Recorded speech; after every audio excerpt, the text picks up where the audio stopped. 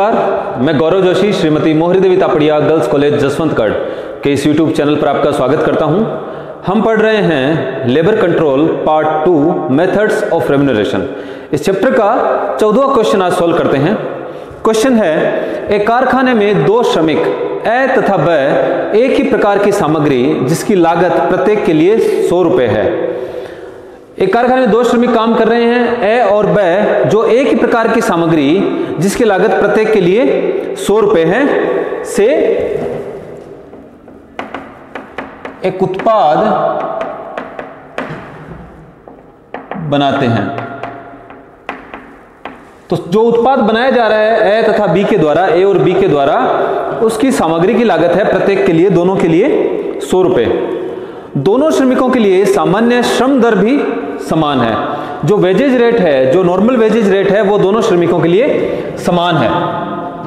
तो जो सामग्री की लागत है वो भी दोनों श्रमिकों के लिए समान है, 100 रुपया प्रत्येक मजदूर, जो मजदूर के द्वारा जो उत्पाद बनाया जा रहा है, तो उस उत्पाद में प्रत्येक के द्वारा जो सामग्री काम में ली जा रही है उस सामग्री की लागत है 100 रुपए, और दोनों की जो सामान्य श्रम दर है, जो वेजेज रेट है, नॉर्मल वेजेज रेट है, वो भी समान है। उन्हें मजदूरी का भुगतान रोवन योजना के अंतर्गत किया जाता है, और जो मजदूरी का भुगतान किया जा रहा है इन दोनों श्रमिकों को, वो रोवन योजना के अंतर्गत किया जा रहा है। निम्न सूचनाओं से श्रम की प्रति घंटा सामान्य दर ज्ञात कीजिए। तो हमको normal wages rate per hour ज्ञात करनी है। दोनों के लिए सूचनाएं दी गई है। वर्कर ए और वर्कर बी के लिए टाइम अलाउड, दोनों को 40-40 घंटे टाइम अलाउ किया गया, स्टैंडर्ड टाइम है। टाइम टेकन, वर्कर ए के द्वारा 25 घंटे लिए गए उत्पाद तैयार करने में, और वर्कर बी के द्वारा 30 घंटे लिए गए। ओवरहेड रेट पर आवर, और जो ओवरहेड की रेट है, उपरिव्ययों की जो अवशोषण दर है, वो है प्रति घंटा 1 रुपया। फैक्ट्री कॉस्ट, और जो फैक्ट्री कॉस्ट है, इनके द्वारा जो उत्पाद बनाया जा रहा है दोनों वर्कर के द्वारा, ए वर्कर के द्वारा जो उत्पाद बनाया जा रहा है उसकी फैक्ट्री कॉस्ट है, कारखाना लागत है 193 रुपए 75 पैसे, और जो वर्कर बी के द्वारा जो उत्पाद बनाया जा रहा है उसकी कारखाना लागत है 205 रुपए। हमको श्रम की प्रति घंटा सामान्य दर ज्ञात करनी है, वेजेज रेट पर आवर ज्ञात करनी है, normal wages rate per hour ज्ञात करनी है, और मजदूरी का भुगतान हो रहा है रोवन योजना के अंतर्गत। तो कैलकुलेट करेंगे। Calculation of normal wages rate per our.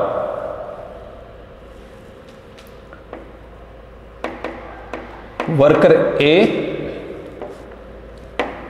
और वर्कर बी,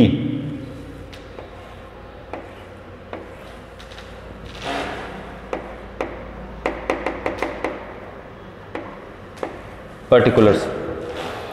तो देखिए, हम जानते हैं कि फैक्ट्री कॉस्ट जो है, फैक्ट्री कॉस्ट में पहले प्राइम कॉस्ट ज्ञात की जाती है। प्राइम कॉस्ट में डायरेक्ट मटेरियल, डायरेक्ट लेबर और डायरेक्ट एक्सपेंसेस होते हैं। इन तीनों को मिलाकर प्राइम कॉस्ट बनती है, और फिर प्राइम कॉस्ट में जो ओवरहेड्स हैं, फैक्ट्री ओवरहेड्स हैं, वो ऐड किए जाते हैं। तो फैक्ट्री कॉस्ट वस्तु की, उत्पाद की कारखाना लागत ज्ञात होती है।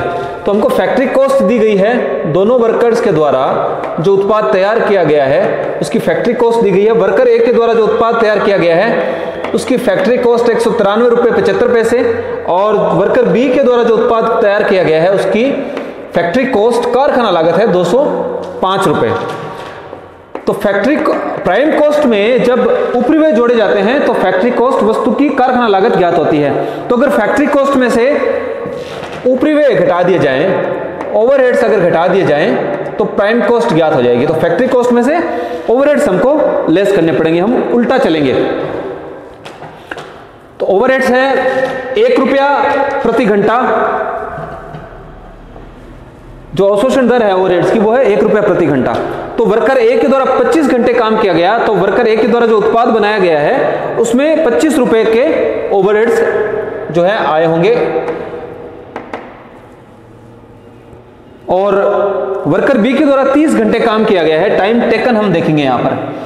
तो वर्कर ए के द्वारा 25 घंटे काम किया गया, 1 रुपए के हिसाब से 25 घंटे के लिए 25 रुपए जो ओवरहेड्स हैं ए के लिए, वर्कर ए के द्वारा जो उत्पाद बनाया गया है। और वर्कर बी के द्वारा 30 घंटे काम किया गया है, तो ओवरहेड्स की जो रेट है पर आवर 1 रुपया है, तो 30 घंटों के लिए उपरिव्यय होंगे 30 रुपए वर्कर बी के लिए, जो उत्पाद वर्कर बी के द्वारा तैयार किया गया है। तो फैक्ट्री कॉस्ट में से जब ओवरहेड्स हम लेस कर देंगे, घटा देंगे, तो हमको प्राइम कॉस्ट ज्ञात हो जाएगी। प्राइम कॉस्ट में अगर फैक्ट्री ओवरहेड्स ऐड कर दिए जाएं तो फैक्ट्री कॉस्ट आती है उत्पाद की, और अगर फैक्ट्री कॉस्ट में से ओवरहेड्स घटा दिए जाएं तो फिर प्राइम कॉस्ट ज्ञात हो जाती है। 193 रुपये 75 पैसे फैक्ट्री कॉस्ट है वर्कर ए के लिए, इसमें से 25 रुपए के ओवरहेड्स हम लेस कर देंगे तो 168 रुपये 75 पैसे प्राइम कॉस्ट है वर्कर ए के द्वारा जो उत्पाद बनाया गया है। 205 रुपये फैक्ट्री कॉस्ट है वर्कर बी के द्वारा जो उत्पाद बनाया गया, उसमें से 30 रुपए के ओवरहेड्स हम माइनस कर देंगे तो 175 रुपये प्राइम कॉस्ट है वर्कर बी के द्वारा जो उत्पाद बनाया गया है उसकी। हमने बात की थी कि प्राइम कॉस्ट में डायरेक्ट मटेरियल, डायरेक्ट लेबर और डायरेक्ट एक्सपेंसेज ऐड होते हैं। इन तीनों को मिलाकर किसी वस्तु की मूल लागत प्राइम कॉस्ट ज्ञात की जाती है। तो अगर प्राइम कॉस्ट में से अगर मटेरियल की कॉस्ट निकाल दी जाए तो वेजेज ज्ञात हो जाएगी, डायरेक्ट मटेरियल कॉस्ट। क्वेश्चन लिखा है कि दोनों के द्वारा एक ही प्रकार की सामग्री, दोनों जो वर्कर हैं ए और बी, उनके द्वारा एक ही प्रकार की सामग्री काम में ली जाती है जिसकी प्रत्येक के लिए लागत है 100 रुपए। तो वर्कर ए के द्वारा जो उत्पाद बनाया जा रहा है और उसमें जो सामग्री काम में ली जा रही है उसकी लागत है 100 रुपए। तो डायरेक्ट मटेरियल कॉस्ट वर्कर ए के लिए है 100 रुपए और बी के लिए भी है 100 रुपए। दोनों के द्वारा एक ही प्रकार की सामग्री काम में ली जाती है जिसकी लागत है 100 रुपए। तो डायरेक्ट मटेरियल कॉस्ट लेस कर देंगे, 68 रुपए 75 पैसे वेजेज चुकाई गई वर्कर ए को और 75 रुपए वेजेज चुकाई गई बी को। और ये जो वेजेज दी गई है, जो मजदूरी का भुगतान किया गया है, ये रोवन योजना के अंतर्गत किया गया है। हमको क्या ज्ञात करना है? हमको ज्ञात करना है श्रम की प्रति घंटा सामान्य दर, normal rate, normal wages rate per hour हमको ज्ञात करनी है। रोवन योजना के अंतर्गत मजदूरी का भुगतान किया गया है, तो रोवन योजना के अंतर्गत वेजेज कैसे ज्ञात की जाती है? रोवन प्रीमियम प्लान, रोवन योजना के अंतर्गत मजदूरी ज्ञात की जाती है normal hours worked into rate per hour plus अगर कोई बोनस हो तो बोनस दिया जाता है। तो बोनस कैसे ज्ञात किया जाता है? बोनस आवर्स इनटू ये जो रेट पर आवर है ये actually wages rate per hour है, वेजेज रेट पर आवर। मजदूरी की जो प्रति घंटा दर है उससे गुणा किया जाता है, वेजेज रेट पर आवर। तो रोवन प्रीमियम प्लान के अंतर्गत तो जो मजदूरी का भुगतान किया जाता है, मजदूरी का भुगतान किया जाता है, पहले तो सामान्य मजदूरी दी जाती है, नॉर्मल आवर्स वर्कड, जितने घंटे काम किया है मजदूर ने उसके लिए उसको सामान्य मजदूरी दे दी जाती है। तो नॉर्मल आवर्स वर्कड इनटू जो वेजेज रेट है, जो सामान्य श्रम की जो प्रति घंटा दर है उससे गुणा कर दिया जाता है। तो normal hours worked into wages rate per hour plus अगर उसने कोई समय की बचत की है तो बचाए गए समय के लिए हम बोनस आवर्स कैलकुलेट करते हैं और उस बोनस आवर्स, उन बोनस आवर्स के लिए हम जो सामान्य मजदूरी की दर है उससे बोनस का भुगतान करते हैं। अगर इस फॉर्मूले को ऐसे लिख दिया जाए, अगर इस फॉर्मूले को ऐसे लिख दिया जाए, normal hours worked plus bonus hours into wages rate per hour, तो भी एक ही बात होगी, क्योंकि यहां वेजेज रेट पर आवर को हमने बोनस आवर से गुणा किया है, इधर हमने वेजेज रेट पर आवर को जो सामान्य दर है श्रम की मजदूरी की उसको हमने जितने घंटे काम किया है, सामान्य जो टाइम लगाया है उससे हमने गुणा किया है। तो अगर इन दोनों घंटों को, जो नॉर्मल आवर्स है और जो बोनस आवर्स है, इनको अगर ऐड करके हम जो नॉर्मल वेजेज रेट है प्रति घंटा उससे अगर गुणा कर दें तो भी एक ही बात होगी। तो अगर इस फॉर्मूले को ऐसे लिख दिया जाए तो भी मजदूरी में कोई फर्क नहीं पड़ने वाला। अब बोनस आवर्स हमको ज्ञात करने पड़ेंगे, तो हम अब कैलकुलेट करेंगे ये जो हमने कैलकुलेट किया है, कैलकुलेशन ऑफ वेजेज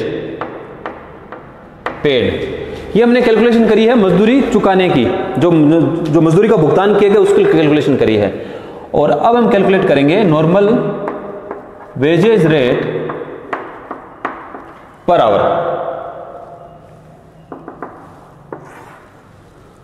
तो इसके लिए हम बोनस आवर्स ज्ञात करेंगे। बोनस आवर्स फॉर वर्कर ए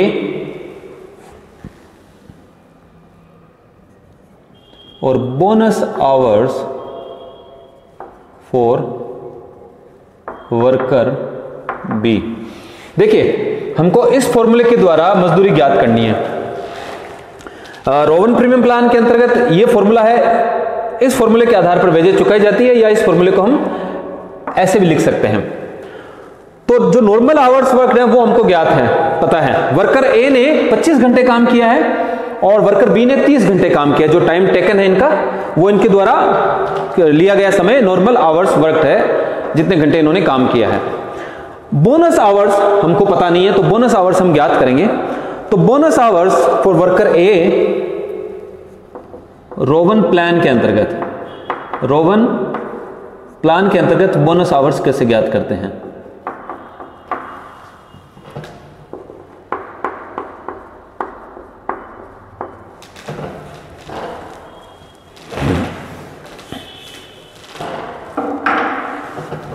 यहां बात हो रही है बोनस आवर्स की। बोनस आवर्स कैसे ज्ञात करते हैं? Time saved, time taken upon time allowed into time saved. तो रोवन प्रीमियम प्लान जो है, रोवन प्रीमियम योजना के अंतर्गत जब बोनस दिया जाता है तो पहले बोनस घंटे ज्ञात किए जाते हैं और उस बोनस घंटों के, उन बोनस घंटों के लिए जो है सामान्य मजदूरी की दर से मजदूरी का भुगतान किया जाता है। तो बोनस आवर्स पहले ज्ञात करेंगे। बोनस आवर्स ज्ञात करने के लिए time taken upon time allowed into time saved. तो वर्कर ए के लिए टाइम टेकन है 25 घंटे, 25 घंटे लगाए हैं वर्कर ए ने, जबकि उसको समय दिया गया था 40 घंटे का, यानी कि 15 घंटे टाइम बचाया है वर्कर ए ने। और वर्कर बी को 40 घंटे दिए गए थे, उसने 30 घंटे में काम पूरा कर दिया, तो 10 घंटे बचाए हैं वर्कर बी ने। इसको हल कर लेंगे तो बोनस आवर्स ज्ञात हो जाएंगे दोनों श्रमिकों के लिए। तो 25 अपॉन 40 इंटू 15, 9.375 आवर्स हैं वर्कर ए के बोनस आवर्स। और वर्कर बी के लिए 30 अपॉन 40 इंटू 10, 7.5 आवर्स। तो ये बोनस आवर्स हमने ज्ञात कर लिए हैं। अब देखिए, फॉर वर्कर ए, अगर इस फॉर्मूले में हम वर्कर ए के द्वारा जो नॉर्मल घंटे काम किए गए और जो बोनस आवर्स हैं वो रख दें, अगर इस फॉर्मूले के द्वारा हम वर्कर ए की मजदूरी ज्ञात करें, तो नॉर्मल आवर्स हैं वर्कर ए के 25 घंटे, 25 घंटे इसने काम किया है। बोनस आवर्स हैं ए के 9.375 आवर्स इनटू वेजेज रेट, या इसको कहें नॉर्मल वेजेज रेट, श्रम की प्रति घंटा सामान्य दर, normal wages rate per hour, ये हमको ज्ञात नहीं है और हमको टोटल मजदूरी पता है। ए को 68 रुपये 75 पैसे मजदूरी चुकाई गई है। तो 25 घंटे उसके सामान्य घंटे हैं, सामान्य घंटे उसने काम किया, और जो उसको बचाए गए समय के लिए जो बोनस आवर्स जो मिले हैं रोवन प्रीमियम प्लान के अंतर्गत वो है 9.375। इन घंटों को अगर नॉर्मल वेजेज रेट से गुणा कर दिया जाए तो उसको मजदूरी प्राप्त हो जाएगी, उसको चुकाई जाने वाली मजदूरी ज्ञात हो जाएगी। इसको जो मजदूरी चुकाई गई है एक को, वो 68 रुपये 75 पैसे की मजदूरी चुकाई गई है। अगर इसको और आगे हल करें तो हम क्या करेंगे, normal wages rate per hour is equal to, ये जो घंटे हैं इन घंटों को हम आगे जो है इसको अगर ट्रांसफर करें इज इक्वल टू के उस साइड हम अगर ट्रांसफर कर दें इसको दूसरी साइड तो क्या हो जाएगा 68.75 अपॉन 25 प्लस 9.375, या ऐसा कहें 68.75 अपॉन 25 प्लस 9.375 टोटल होता है 34.375। अगर इसको हल कर दें तो आता है ₹2 पर आवर। तो वर्कर ए के लिए जो श्रम की प्रति घंटा सामान्य दर है, जो मजदूरी की जो सामान्य दर प्रति घंटा है वो है ₹2 प्रति घंटा। इसी प्रकार वर्कर बी के लिए हम ज्ञात कर लेंगे। हालांकि ये लिखा है कि दोनों श्रमिकों के लिए सामान्य श्रम दर भी समान है, तो जो सामान्य श्रम दर है, जो normal wages rate per hour है, वो दोनों श्रमिकों के लिए समान है। तो वर्कर ए के लिए हमने ₹2 ज्ञात की है प्रति घंटा, तो वर्कर बी के लिए भी ₹2 प्रति घंटा ही होनी चाहिए। तो वर्कर बी के लिए हम ज्ञात कर लेते हैं।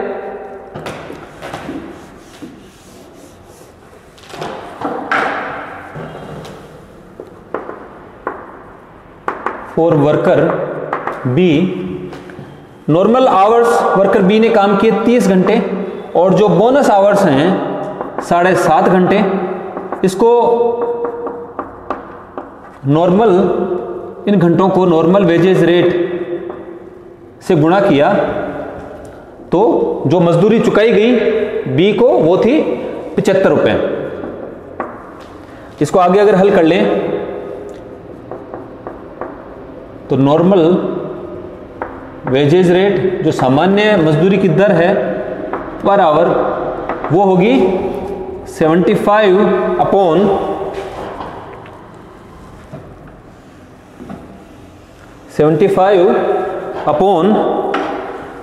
30 प्लस 7.5, 37.5 इज इक्वल टू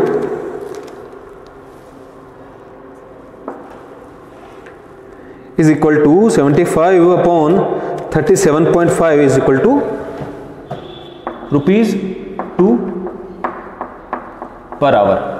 तो मजदूर बी, जो वर्कर बी है, उसको भी जो मजदूरी की जो सामान्य प्रति घंटा दर है, normal wages rate per hour है, वो है ₹2 प्रति घंटा। तो आज के लिए इतना ही। मैं आशा करता हूं कि आज की क्लास में हमने जो क्वेश्चन सोल्व किया है वो आपको अच्छे से समझ में आया होगा। इस वीडियो को लाइक कीजिए, शेयर कीजिए, हमारे YouTube चैनल को सब्सक्राइब कीजिए। धन्यवाद।